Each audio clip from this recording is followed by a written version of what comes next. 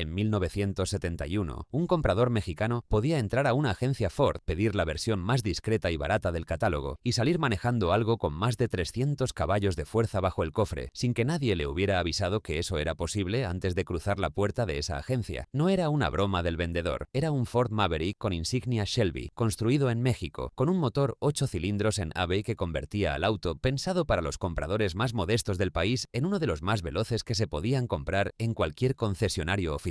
Y hay algo todavía más extraño en esta historia. Ese mismo auto, el que nació exclusivamente para pelear contra los importados baratos con precios de remate, terminó siendo, al menos por un momento y en un solo país, exactamente lo contrario de lo que prometía ser en su publicidad original. Te voy a contar cómo pasó esto y por qué casi no queda registro oficial de ello. Si te gustan las historias donde un auto pensado para pasar completamente desapercibido termina escondiendo algo que nadie esperaba, este es tu canal. Dale like a este video, suscríbete y activa la campanita, porque cada semana desenterramos una historia como esta. Vamos al principio de todo. El Maverick tenía ese perfil característico de los pony cars de finales de los 60, cofre largo, cajuela corta, línea de techo baja y deportiva a la vista. Pero debajo de esa carrocería llamativa no había absolutamente nada revolucionario. Mecánicamente era, en el fondo, un Ford Falcon actualizado, con motores de 4 y 6 cilindros pensados para durar, no para impresionar a nadie. Esa combinación, carrocería atractiva sobre mecánica probada y barata, era exactamente la fórmula que Ford necesitaba para pelear una guerra de precios contra los japoneses, sin arriesgar demasiado capital en desarrollo nuevo. El Maverick se presentó en Estados Unidos el 17 de abril de 1969 como modelo del año 1970, con un precio de entrada de $1.995. La idea detrás del auto era simple y completamente defensiva. Ford necesitaba algo barato y confiable para plantarle cara a la ola de compactos japoneses que empezaba a llegar con fuerza a Estados Unidos. Marcas como Datsun y Toyota, autos pequeños, eficientes y baratos de mantener. El Maverick fue concebido literalmente como un cazador de importados, retomando la mecánica del Ford Falcon y algunos elementos de diseño tomados directamente del Mustang. Su misión no era el lujo ni el desempeño, era ofrecer un auto americano que costara lo mismo o menos que uno japonés, y funcionó, al menos al principio. Se produjeron cerca de 579.000 unidades en su primer año, un resultado que Ford consideró un éxito rotundo. Su nombre, además, no era casualidad. Maverick significa en inglés alguien que piensa distinto, que no sigue al rebaño, que actúa por cuenta propia. Ford quería que el comprador sintiera que no estaba resignándose a un auto barato, sino eligiendo un auto con carácter propio, aunque en el fondo fuera un heredero directo y modesto del Falcon de los años 60, apenas vestido con una carrocería más moderna. Ford llevaba operando en México desde 1925, cuando se convirtió en la primera armadora extranjera en establecerse formalmente en el país. Para cuando el Maverick llegó al mercado mexicano, a inicios de la década de los 70, la marca ya tenía décadas enteras de presencia y una red de agencias completamente consolidada de norte a sur. El Maverick se fabricó en México durante parte de su ciclo de vida, dentro del ecosistema de plantas que Ford ya operaba en el territorio nacional. Aquí compitió directamente contra el Volkswagen Sedán, contra el Datsun Bluebird 510, contra el Honda Civic y contra el Toyota Corolla. Era, en casi todos los casos, más caro que esos rivales directos, pero ofrecía algo que ellos no tenían: más espacio para pasajeros y equipaje, y una conducción pensada específicamente para carreteras largas, no solamente para el uso diario dentro de la ciudad. El comprador típico del Maverick en México no era, en principio, alguien que buscara impresionar a nadie en la calle. Era el profesionista que necesitaba un auto confiable para moverse entre ciudades, el dueño de un pequeño negocio que quería algo más grande que un bocho para cargar mercancía, la familia que ya había tenido un Falcon antes y confiaba ciegamente en el nombre Ford, un auto pensado, en resumen, para pasar completamente desapercibido en la calle, lo cual hace que lo que pasó después resulte todavía más notable de lo que parece a primera vista. Y hay que decirlo con precisión, antes de seguir: para ese comprador promedio, el Maverick base cumplía exactamente lo que prometía en el papel. No era veloz, no era llamativo, pero arrancaba todas las mañanas sin falta, se reparaba en cualquier taller de barrio sin complicaciones y aguantaba las carreteras mexicanas sin las sorpresas mecánicas que sí sufrían algunos importados más delicados de aquella época. Era, en el vocabulario de ese momento, un auto de trabajo disfrazado de auto familiar. Y entonces, en 1971, pasó algo que ninguno de esos rivales japoneses, ni el propio manual de estrategia de Ford en Michigan, podía haber anticipado jamás. La empresa mexicana Shelby de México nació de un encuentro casual entre el empresario Eduardo Velázquez y Carroll Shelby, el mismo nombre detrás de los Mustang Shelby que ya eran leyenda absoluta en Estados Unidos. Esa sociedad empezó dedicándose a conseguir piezas de preparación para los Mustang que ya se vendían en México, y con el tiempo fue expandiendo su trabajo hacia otros modelos del catálogo local de Ford. Cuando le llegó el turno al Maverick, Shelby de México tomó el auto más discreto de toda la marca y lo transformó por completo, de la cabeza a los pies. Le instalaron un motor 8 cilindros en V, emblemas Shelby en la carrocería, rines especiales, piezas de aluminio aligeradas, alerones delantero y trasero, y una toma de aire en el cofre inspirada directamente en el legendario Boss 429, el mismo lenguaje visual agresivo que Ford usaba en sus autos de competencia más serios. El resultado, según los propios registros de la marca, entregaba más de 300 caballos de fuerza. Se estima que se construyeron alrededor de 300 unidades de este Maverick Shelby, todas vendidas exclusivamente a través de agencias Ford oficiales en México, sin que el comprador tuviera que salir a buscar ningún taller externo ni firmar nada fuera del sistema oficial de la marca. Imagina la escena por un momento. Un cliente entra a una agencia Ford en México pensando únicamente en el auto familiar de siempre, el mismo que maneja su vecino, el mismo que ya tuvo su propio padre en versión Falcon años atrás. Y ahí, en el mismo piso de exhibición, bajo las mismas luces, hay una versión con insignias Shelby que ruge distinto, que se ve distinto, que promete un desempeño que ningún otro auto de ese precio y de esa reputación podía siquiera soñar con ofrecer en el país en ese momento exacto. El auto que Ford había diseñado como la opción sin lujos para el comprador que no podía pagar más, terminó teniendo en México una versión que rivalizaba en potencia bruta con los deportivos más caros de toda la época. El cazador de importados baratos se convirtió, con las manos de un preparador mexicano, en una máquina que ningún importado económico podía siquiera intentar alcanzar. Ahora quédate, porque esa es apenas la primera contradicción de esta historia, y todavía no es ni la más importante ni la más definitiva. Porque mientras esto pasaba en las agencias mexicanas, en las oficinas centrales de Ford, en Michigan, ya se discutía abiertamente la fecha de caducidad completa del Maverick. El plan original era reemplazarlo en 1975 con un modelo enteramente nuevo, el Ford Granada, posicionado como un compacto de lujo, con mejor acabado interior y un margen de ganancia bastante mayor por unidad vendida. Pero la crisis petrolera de 1973 cambió por completo ese cálculo corporativo. De pronto, un auto barato y eficiente como el Maverick volvía a ser exactamente lo que el mercado estadounidense necesitaba con urgencia. Justo cuando Ford planeaba dejarlo morir en silencio, la empresa decidió mantener su producción en paralelo a la del Granada, vendiendo uno como la opción económica y el otro como la opción aspiracional, dos autos compartiendo básicamente el mismo chasis, derivado a su vez del viejo Falcon de los años 60. Esa crisis petrolera había nacido de una decisión puramente política, un embargo de países productores de petróleo hacia Estados Unidos y otras naciones aliadas, que disparó el precio de la gasolina de la noche a la mañana. De pronto, los autos grandes y sedientos de combustible que dominaban las calles estadounidenses se convirtieron en un problema económico real para sus propios dueños, y los compradores empezaron a mirar con otros ojos a los autos pequeños que antes consideraban de segunda categoría. El Maverick, que llevaba años vendiéndose como la opción modesta del catálogo, se encontró de pronto siendo la respuesta exacta a la pregunta que todo el país se estaba haciendo al mismo tiempo. Esa convivencia entre el Maverick y el Granada duró 2 años más de lo que Ford había planeado originalmente. Y ahí está el giro central de toda esta historia. El auto que nació para cazar importados baratos sobrevivió gracias a una crisis energética que, en teoría, debía beneficiar exactamente a los autos pequeños y eficientes como él. Y sin embargo, fue esa misma lógica de eficiencia la que terminó por sentenciarlo definitivamente, porque cuando Ford finalmente desarrolló su respuesta más seria y más moderna a la crisis del petróleo, no fue una versión mejorada del Maverick, fue una plataforma enteramente nueva, bautizada Fog, más ligera, más moderna, mucho más eficiente en el uso de materiales y de combustible. Y esa plataforma llegó vestida con otro nombre completamente distinto, el Ford Fairmont, presentado para el año modelo 1978. El auto que había nacido para pelear contra los compactos importados fue, al final, reemplazado, no porque hubiera perdido esa pelea concreta, sino porque Ford encontró una forma más moderna y más rentable de dar exactamente la misma batalla. El Maverick no murió por fracasar en su misión, murió porque su propio reemplazo hacía exactamente lo mismo que él, solo que mejor, y con muchísimo menos peso muerto de ingeniería heredada del Falcon de los años 60. Visto en perspectiva, el Maverick fue apenas un eslabón más en una cadena que Ford repitió una y otra vez durante esas 2 décadas completas. Tomar una plataforma barata y ya probada, vestirla con una carrocería nueva, venderla como si fuera una innovación real y cuando el mercado finalmente lo exigiera, reemplazarla con la siguiente plataforma de la fila. El Falcon le dio los huesos al Maverick, el Maverick le prestó parte de su ingeniería al Granada, y el Granada, junto con el propio Maverick, terminó cediendo el paso a una plataforma diseñada desde absolutamente cero, para una economía que ya no perdonaba ningún desperdicio de combustible. Cada auto de esa cadena fue, a su manera particular, el antagonista silencioso del que vino justo antes. Nada de todo esto se sintió en México de forma inmediata. Las decisiones tomadas en Michigan tardaban meses, a veces años, en llegar hasta las agencias de Guadalajara o de Monterrey, rey. Y durante un buen tiempo, el Maverick siguió apareciendo en los aparadores mexicanos junto a modelos mucho más nuevos, como si nadie le hubiera avisado todavía que su sentencia ya estaba firmada del otro lado de la frontera. En México, el final llegó de una forma completamente silenciosa. No hubo ningún anuncio especial, no hubo una edición de despedida documentada con el mismo detalle con que otros modelos del catálogo Ford sí fueron despedidos oficialmente. El Maverick simplemente dejó de aparecer en las listas de precios conforme la década iba terminando, sustituido poco a poco en la conversación de las agencias por modelos más nuevos y más modernos. Y aquí llega la sorpresa final que probablemente no esperabas. Mientras el Maverick base desaparecía sin ceremonia alguna, la versión Shelby, esas 300 unidades con más de 300 caballos de fuerza escondidos bajo un cofre que parecía completamente inofensivo, se fue convirtiendo poco a poco en leyenda absoluta entre coleccionistas mexicanos, pero con tan pocos ejemplares documentados hoy en día que buena parte de esa historia sobrevive más en la memoria de quienes los vieron pasar por la calle en aquellos años que en cualquier archivo oficial de la propia Ford. Hoy, encontrar un Maverick Shelby de México en estado original es prácticamente un acto de arqueología automotriz pura. No existe un registro central de cuántos sobreviven todavía. No hay un club oficial con una base de datos completa, como sí existe para otros autos de colección más famosos. Lo que queda son fotografías sueltas, algún anuncio clasificado ocasional y el testimonio directo de quienes los vieron pasar por la calle en aquellos años, plenamente conscientes de que estaban viendo algo que su propio vecino, con un Maverick idéntico por fuera hasta en el último detalle, pero sin esas insignias Shelby, jamás iba a tener escondido bajo su cofre. Así que, para cerrar esta historia, pensemos en todo lo que acabamos de recorrer juntos. Un auto nacido en 1969 como respuesta defensiva y barata contra la ola de compactos japoneses que llegaba a Estados Unidos. Una crisis petrolera en 1973 que, contra todo pronóstico, le regaló 2 años extra de vida que nadie tenía planeados originalmente. Una plataforma nueva llamada Fox que finalmente lo reemplazó no por fracaso, sino por pura evolución natural de la ingeniería. Y en algún lugar de México, completamente al margen de todos esos cálculos corporativos hechos en Michigan, 300 unidades transformadas por un preparador local en sociedad con el propio Carroll Shelby, capaces de superar los 300 caballos de fuerza vendidas sin ningún escándalo, directamente desde el piso de una agencia Ford oficial. Hay algo casi poético en todo esto. Un auto pensado desde el diseño, para ser invisible, para ser la opción sin pretensiones frente al bocho y frente al Corolla, terminó generando en México una de las versiones más extremas y, al mismo tiempo, menos documentadas de toda su historia mundial. Y cuando finalmente lo retiraron del mercado, no fue ningún villano corporativo el que lo mató a traición desde las sombras. Fue simplemente el paso normal del tiempo, alcanzando por fin a un auto que ya había hecho, y hecho de sobra, todo lo que alguna vez se le había pedido que hiciera. Si te ha gustado este video, no olvides darle like, suscribirte al canal y activar la campanita para no perderte la próxima historia. Nos vemos en el siguiente video.